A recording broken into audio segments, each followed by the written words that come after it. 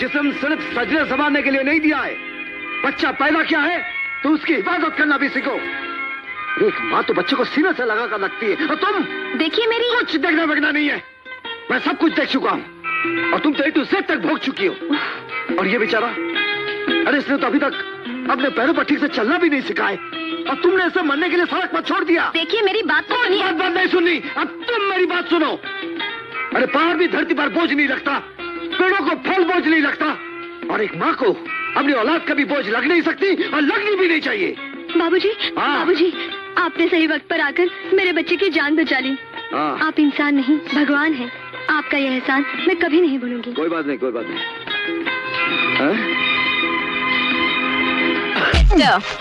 मैं तुम्हें एक बच्चे की माँ जैसी दिख रही हूँ और मैं जिंदगी में A to Z तक सब भोग चुकी हूँ। नहीं, मैं मतलब बहुत हीरो बन रहे थे। वाह वाह वाह वाह, क्या डायलॉग मारा है। धरती को पहाड़ बोझ नहीं लगता और पेड़ को फल बोझ नहीं लगते। नहीं, कुछ मिसाल लगी। मैं एक कुंवारी लड़की हूँ और तुमने मुझे एक बच्चे की माँ बना दिया। आपकी अभी तक शादी नहीं हुई? जी नहीं। इसका मतलब अभी तक आप बच्चे की माँ नहीं बनी? नहीं। अच्छा। ए मिस्टर यू, और अगर वो ऐसी हरकत कर भी रहा था तो तुम्हें इससे क्या? अगर वो तुम्हारी इज्जत का सिग्नल तोड़ देता ना, तुम्हारी जिंदगी बस स्टॉप बनकर खड़ी हो जाती। यही सोचकर मैंने उसे मारा। बोलो, मैंने कोई बुरा किया? तुम अपने आप को बहुत बड़ा हीरो समझते हो क्या? अरे मैडम, तुमने हमारी हीरोगिरी देखी कहाँ है? मैं कोई डुप्लीकेट वाला हीरो नहीं हूँ, सर्टिफिकेट वाला हीरो हूँ। 2 सेकंड के अंदर फुलटू फटाक करके मीटर गिराता हूँ और गाड़ी आगे बढ़ाता हूँ। तुम्हारी इसी हीरोगिरी के कारण मेरी शूटिंग का सत्यानाश हो गया और वो बेचारा आर्टिस्ट वहाँ घायल पड़ा है। अरे भाई, उसी गलती के लिए माफी मांगने आया हूँ। चलो। बहुत बड़ा एहसान करने आए उस पर। चलो जरा अपना पैर तो उठाइए। डॉक्टर, मैं 1 सेंटीमीटर भी नहीं हिल सकता। ऐसे कैसे चलेगा? ये तो वही है, ये तो यही आ रहा है। अरे ये फिर बारे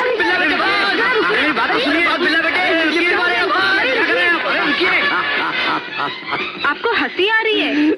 उस बेचारे के हाथ पैर तोड़कर आप हंस रहे हैं? आपको पता है, ये बेचारा अपनी शादी के लिए कल लड़की देखने जाने वाला था। अब होने वाली दुल्हन को देखना तो दूर, खुद अपनी शक्ल भी दिखा नहीं सकेगा। दुल्हन? अरे मैं तो भूल ही गया। क्या आपको भी दुल्हन देखने जाना था? नहीं, दुल्हन नहीं, पंडित के पास जाना है अपनी बहन के रिश्ते के लिए। अच्छा जी, नमस्कार। अरे नमस्कार नमस्कार। चाचा। बेटा आ गया तू। देखो भैया कहाँ है? अरे भाई, अपने समधी के साथ कमरे में प्यार मोहब्बत की बातचीत कर रहे होंगे। अच्छा। आओ बेटा, आओ बैठ। रघुवीर जी, दहेज का 1 लाख रुपया कहाँ है? कुंदनलाल जी, पैसों का इंतजाम नहीं हो सका। मैं आपसे वादा करता हूँ, 1 महीने के अंदर मैं आपके पूरे रुपए दे दूंगा। तो शादी भी 1 महीने बाद होगी। मैं अपनी इज्जत आपके पाँव में रखता हूँ, ऐसा गजब मत कीजिए। बारात वापस चली गई तो मेरी बेटी का क्या होगा? मेरी इज्जत आपके हाथ में है, मुझ पर दया कीजिए।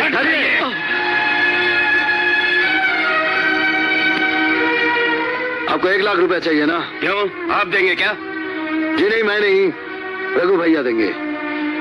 हम गरीब जरूर हैं, लेकिन इतने भी नहीं कि अपनी इज्जत हर किसी के पांव पर डालते फिरे। चाचा। हाँ बेटा। अब फौरन वो 1 लाख रुपया लेकर आइए जो मैंने आपके पास जमा किया है। पर बेटा, वो तो तुम्हारी बहन सुधा की शादी के लिए। सीता भी तो मेरी बहन है। विजय, जाइए। विजय बेटा, आज तक मैं ये समझता था कि दानवीर वो होता है जो गरीबों को पैसे बांटता है, पर असली दानवीर तो तू है बेटा, जो अपने मुंह का निवाला भी औरों को बांट देता है। आफरीन, सदा आफरीन है बेटा। मैं अभी पैसे लेकर आता हूँ।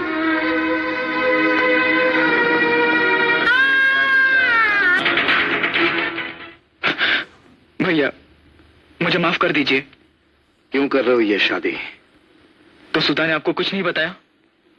ससुराल की बुराई मायके में करना हमारे खानदान की रीति नहीं है। तो क्या पति को धोखा देना आपके खानदान की रीत है? क्या किया उसने? उसने मुझे धोखा दिया है। दोष किसका था? आपकी बहन का। सर उठा के बात करो। आपकी बहन ने इस सर को उठाने लायक रखा ही कहाँ है? आपकी बहन? वो मेरी बहन थी, अब तुम्हारी पत्नी है। वो मेरी पत्नी नहीं, वो एक बाजारू औरत है।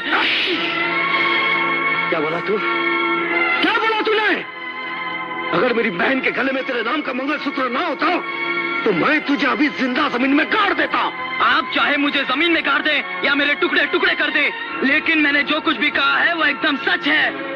आपकी बहन का किसी आदमी के साथ नाजायज संबंध है। मुझे अगर तुम्हें इसकी बात पे यकीन नहीं है तो ये तस्वीर देखो, देखो। यही है वो जिसके साथ तुम्हारी बहन ने अपना मुंह काला किया था।